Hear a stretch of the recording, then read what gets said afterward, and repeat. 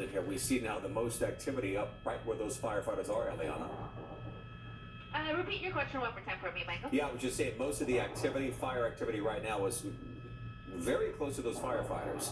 Not so much in the back as we saw earlier. I am just amazed, Michael. I know you are too, because I keep looking at you. You see the look on my face. The number of firefighters who are basically squeezed into that one corner there, and with flames that look to be at least, I don't know, at least 6 feet tall, assuming that's the height of some of these guys, but nobody seems to be getting off the roof at all. Yeah, everyone's in this one corner, and they're pretty much going to run out of roof space because you that's see our that point here. Yeah, you see that they already cut holes right there, so they have that little sliver. Maybe it's about 5 feet long or so. They're all standing there, and pretty narrow. And you can see this is actually the first firefighter that we've seen come down. So hopefully we'll see the rest of them come down, because again, at this point, this building is a complete loss for the most part, because it is an attic fire, so that means it just went through the entire building.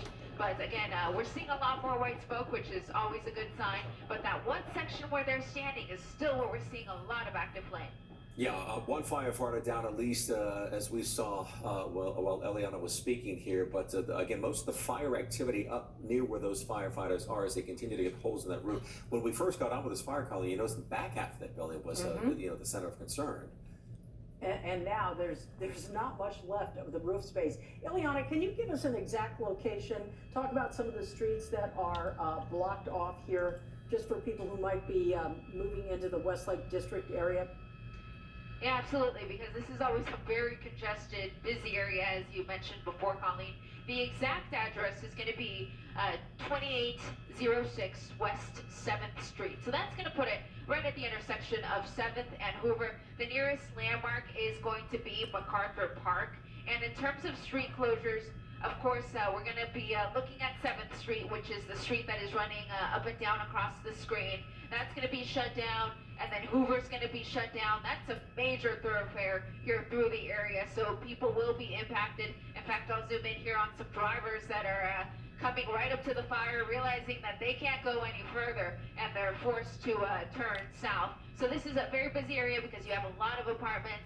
I can try to move the shot over and maybe get you a shot of MacArthur Park. There it is. So just for location purposes, there's MacArthur Park, and this is just a few blocks to the west where this fire continues to burn, and we're still seeing a lot of active flame there on that corner. Yeah, that corner has been sort of the hot spot, if you will. But you know, this building fire, 2-story building fire. Most of the activity here in the attic. It's an occupied Center Hall apartment building, from what we're getting from the fire department here. Everyone inside been evacuated, no injuries to report here right now. You see a number of resources, not only there on the roof, but surrounding this building here at the corner of like 7th and Hoover. Yeah, absolutely. Lots of resources here from the LA City Fire Department. And of course, LAPD is going to be on scene as well. In fact, I'll zoom in on some of those officers there. And they're going to be here to assist with traffic control and just to keep people out of the general area while the fire department continues their efforts. Because even if they get the flames out tonight, it is a big mop up, and it will likely go several hours even after the fact as they continue to make sure that there's no hot spots left.